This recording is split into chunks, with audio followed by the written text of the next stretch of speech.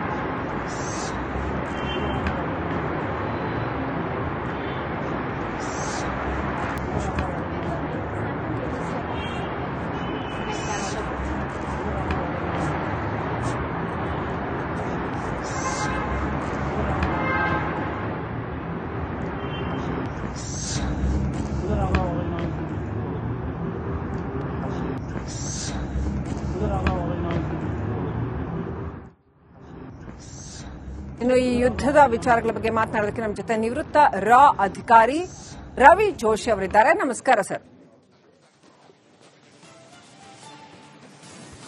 ರವಿ ಜೋಶಿ ಅವರೇ, ಈ ಯುದ್ಧದ ಸಿನಾರಿಯೋನ ಹೇಗ್ ನೋಡೋದಕ್ಕೆ ಬಯಸ್ತೀರಿ? ಎಷ್ಟು ದಿನಗಳ ಕಾಲ ಈ ಯುದ್ಧ ಮುಂದುವರಿಬಹುದು ಅಂತ ಅನ್ಸುತ್ತೆ? ಬೇಗ ಮುಗಿಬಹುದು ಅಂತ ಅನ್ಸುತ್ತಾ, ಅಥವಾ ಇಲ್ಲ ದೀರ್ಘಕಾಲೀನ ಇದು ಮುಂದುವರಿಬಹುದು ಅಂತ ಅನ್ಸುತ್ತಾ? ನೀವು ಹೇಗೆ ನೋಡ್ತೀರಿ?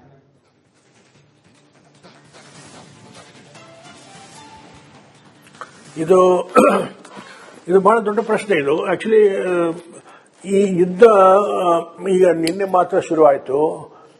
ಅಂಡ್ ಇದು ಯುದ್ಧ ಶುರುವಾಗೋದು ಸಂಭಾವನೆ ಇದ್ದಿಲ್ಲ. ನಿನ್ನೆ ತನಕ ಇರಾನ್ನಲ್ಲಿ ಮತ್ತು ಒಮಾನ್ನಲ್ಲಿ ಇರಾನ್ ಮತ್ತು US ಜೊತೆಗೆ ಏನು ನೆಗೋಷಿಯೇಷನ್ ನಡೀತಾ ಇತ್ತು, ಅದನ್ನು ನೋಡಿದ್ರೆ ಈ ಯುದ್ಧ ಶುರುವಾಗೋದು ಪರಿಸ್ಥಿತಿ ಕಾಣ್ತಾ ಇದ್ದಿಲ್ಲ. ಓಕೆ, ಸಡನ್ ಆಗಿ ಪ್ರೆಸಿಡೆಂಟ್ ಟ್ರಂಪ್ ಹೇಳಿದ್ರು around breakfast time in Iran that I have given orders to bomb Iran.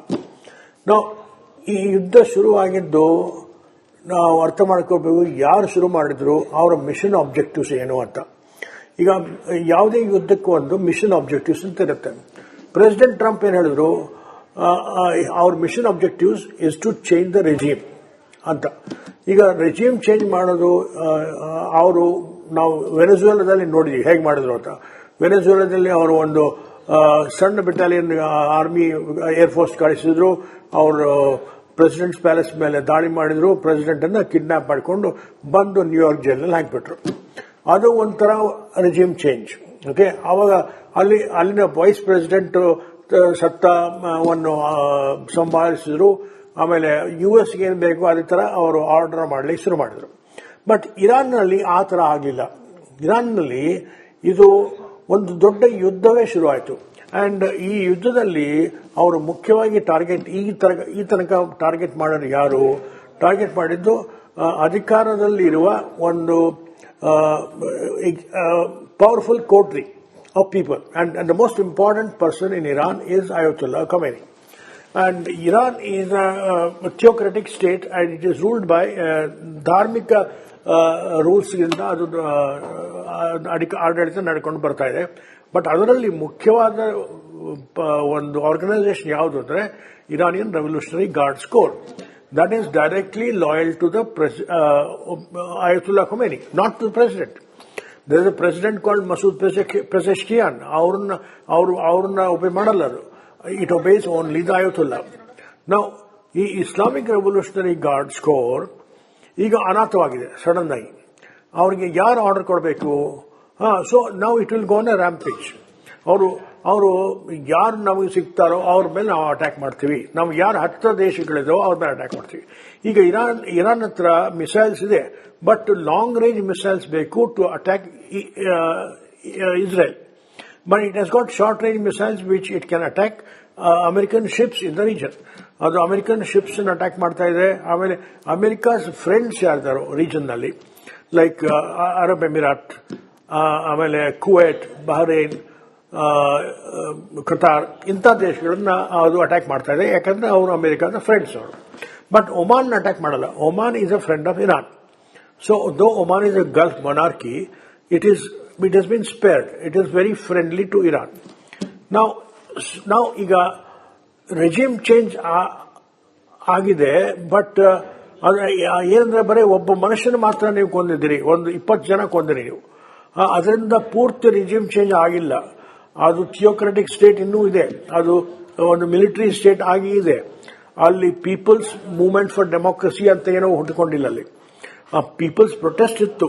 December 25ರಿಂದ December 2025 ಅಲ್ಲಿ ಪ್ರೊಟೆಸ್ಟ್ ಶುರುವಾಗಿತ್ತು. ಆ ಪ್ರೊಟೆಸ್ಟ್ 2-3 ತಿಂಗಳಿಂದ ನಡೀತಾ ಇತ್ತು. ಆ ಪ್ರೊಟೆಸ್ಟ್ ನಡೆಯುವಾಗ ಪ್ರೆಸಿಡೆಂಟ್ ಟ್ರಂಪ್ ಹೇಳಿದ್ರು, ನಾನು ನಿಮ್ಮನ್ನು ಸಪೋರ್ಟ್ ಮಾಡ್ತೀನಿ ಈ ರಿಜಿಮ್ ಚೇಂಜ್ ಮಾಡಲಿಕ್ಕೆ. ಓಕೆ, ಆ ಉದ್ದೇಶವನ್ನು ಇಟ್ಕೊಂಡು ಇವರು ಇರಾನ್ ಮೇಲೆ ಬಾಂಬ್ ಮಾಡಿದ್ದಾರೆ. ಬಟ್ ರಿಜಿಮ್ ಚೇಂಜ್ ಆಗಿದೆಯಾ, ಆಗುತ್ತದೆಯಾ, ಅದು ಬಹಳ ದೊಡ್ಡ ಪ್ರಶ್ನೆ. ನನಗನ್ಸೋ ಮಟ್ಟಿಗೆ ಆ ರಿಜಿಮ್ ಚೇಂಜ್ ಆಗಿಲ್ಲ. ಆಮೇಲೆ ನಿಮ್ಮ ಪ್ರಶ್ನೆಗೆ ಉತ್ತರ ಕೊಡಬೇಕಂದ್ರೆ ಈ ಯುದ್ಧ ಇನ್ನೂ ಸಾಕಷ್ಟು ದಿನ ನಡೆಯುತ್ತದೆ. ಯಾಕಂದ್ರೆ ಈಗ ಇರಾನಿಯನ್ ರೆವಲ್ಯೂಷನರಿ ಗಾರ್ಡ್ಸ್ ಬಹಳ ಪವರ್ಫುಲ್ ಫೋರ್ಸ್ ಆ ಎಂಟೈರ್ ರೀಜನ್ ನಲ್ಲಿ. You must understand, Iran is a very big country. It is a population of 93 million people. 9 crore ಜನರಿರುವ ದೇಶ ಅದು ಪೂರ್ತಿ ಮಧ್ಯಮ ಏಷ್ಯಾದಲ್ಲಿ ಅಥವಾ ವೆಸ್ಟ್ ಏಷ್ಯಾದಲ್ಲಿ ಬಹಳ ದೊಡ್ಡ ದೇಶ. ಅದು ಎಲ್ಲಕ್ಕಿಂತ ದೊಡ್ಡ ದೇಶ. ಆಮೇಲೆ ಆ ದೇಶದಲ್ಲಿ ಬಹಳ ದೊಡ್ಡ ಸೈನಿಕ ಬಲ ಇದೆ, ನೇವಿ ಇದೆ, ಏರ್ಫೋರ್ಸ್ ಇದೆ, ಮಿಸೈಲ್ಸ್ ಇದಾವೆ. ಸೊ ಅವರು ಇದನ್ನೆಲ್ಲ ಯೂಸ್ ಮಾಡ್ತಾರೆ. ಅವರು ತಮ್ಮ ದೇಶವನ್ನು ಉಳಿಸಿಕೊಳ್ಳಲಿಕ್ಕೆ, ದೇಶದ ಡಿಫೆನ್ಸ್ ಮಾಡಲಿಕ್ಕೆ ಎಲ್ಲ ಬಲವನ್ನು ಅವರು ಪ್ರಯೋಗ ಮಾಡ್ತಾರೆ. ಆದಷ್ಟು ಅಕ್ಕಪಕ್ಕದ ದೇಶಗಳನ್ನು ಧ್ವಂಸ ಮಾಡ್ತಾರೆ. ಈ ಅಕ್ಕಪಕ್ಕದ ದೇಶಗಳು ಅವ್ರ ಮೇಲೆ ದಾಳಿ ಮಾಡ್ಲಿಕ್ಕೆ ಹೋಗಲ್ಲ, ಬಟ್ ಅವರು ಅಮೆರಿಕನ್ ಸಪೋರ್ಟ್ ಮಾಡ್ತಾರೆ. And they will depend on America to carry out. And America president Trump ಆಗಲೇ ಹೇಳಿದ್ದಾರೆ, ನೀವು ರಿಟಾಲಿಯೇಟ್ ಮಾಡಿದ್ರೆ ನಾನು ನಿಮ್ಮನ್ನು ಧ್ವಂಸ ಮಾಡ್ತೀನಿ, ನಾನು ನಾಶ ಮಾಡ್ತೀನಿ.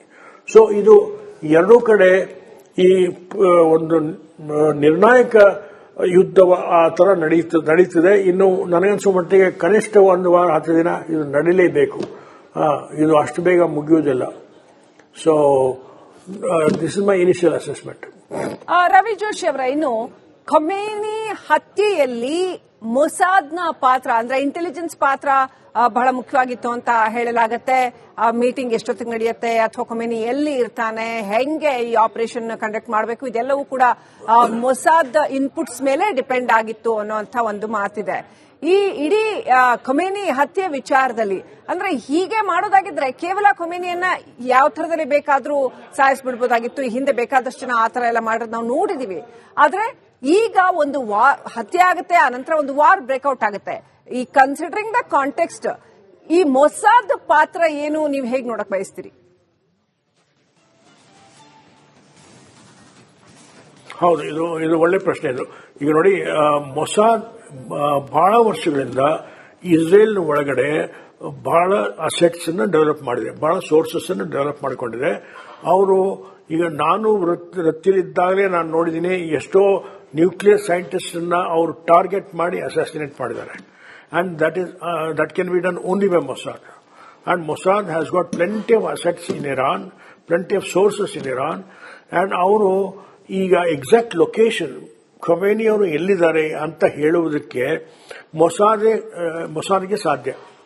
ಈ ಮೊಸಾದ್ನ ಸೋರ್ಸಸ್ ಅಲ್ಲಿ ಖಮೇನಿಯ ಆಫೀಸ್ ಆಗಲಿ, ಅವರ ಮನೆ ಆಗಲಿ, ಅವರ ನಿವಾಸ ಸ್ಥಾನವನ್ನು ಅವರು ಸರಿಯಾಗಿ ಗುರುತಿಸಿಕೊಂಡು ಅದರ ಮೇಲೆ ಒಂದು ಮಿಸೈಲ್ ಅಟ್ಯಾಕ್ ಮಾಡಿದ್ದಾರೆ. ಈಗ ಅವರು ಲೊಕೇಶನ್ ಇಂಡಿಕೇಟ್ ಮಾಡ್ತಾರೆ, ಅಲ್ಲಿ ಒಂದು ಮಿಸೈಲ್ ಬರುತ್ತೆ. ಅದು ಅಮೆರಿಕ ಕಳಿಸಿದ್ರು ಆ ಮಿಸೈಲು, ಇಸ್ರೇಲ್ ಕಳಿಸಿದ್ರು, ಅದು ಹೇಳೋದು ಕಷ್ಟ. ಬಟ್ ಡೆಫಿನೆಟ್ಲಿ ನೀವು ಹೇಳಿದ ಪ್ರಕಾರ ಇದರಲ್ಲಿ ಮೊಸಾದ್ ಕೈವಾಡ ಬಹಳ ಪ್ರಬಲವಾಗಿದೆ. ಅವರಿಂದನೇ ಇದು ಹತ್ಯೆ ಆಗಲಿಕ್ಕೆ ಸಾಧ್ಯ. ಅಂಡ್ ಅವರು ನಿವಾಸ ಸ್ಥಾನ ಮೇಲೆ ಅಟ್ಯಾಕ್ ಮಾಡಿದ್ದಾರೆ. ಬಿಕಾಸ್ ಖೊಮೇನಿ ಜೊತೆಗೆ ಖೊಮೇನಿಯ ಮಗಳು, ಅಳಿಯ ಮತ್ತು ಮೊಮ್ಮಕ್ಕಳು ಕೂಡ ಸತ್ತಿದ್ದಾರೆ. ಸೊ ಅವರು ರೆಸಿಡೆನ್ಷಿಯಲ್ ಏರಿಯಾ ಮೇಲೆ ಅಟ್ಯಾಕ್ ಮಾಡಿದ್ದಾರೆ.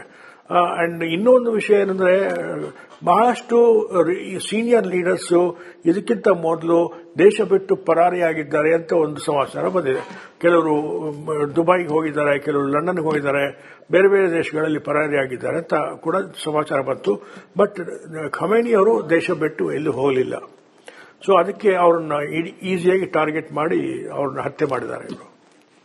ಓಕೆ, ರವಿ ಜೋಶಿ ಅವರ ಇನ್ನು ಕಾಸ್ ಆಫ್ ವಾರ್ ಅಂತ ನಾವು ನೋಡಿದ್ರೆ, ಕೆಲವು ದಿನಗಳ ಹಿಂದೆ, ಸುಮಾರು 10 ಒಂದು ತಿಂಗಳ ಹಿಂದೆ ಅಮೆರಿಕ ಈ ಇರಾನ್ ಅಲ್ಲಿ ಏನು ಯುರೇನಿಯಂ ಅನ್ನ ಸಂಗ್ರಹ ಮಾಡಿ ಇಟ್ಟಿದ್ರು ಅಂತ ಏನು ಆರೋಪ ಮಾಡ್ತಾ ಬರ್ತಾ ಇತ್ತು.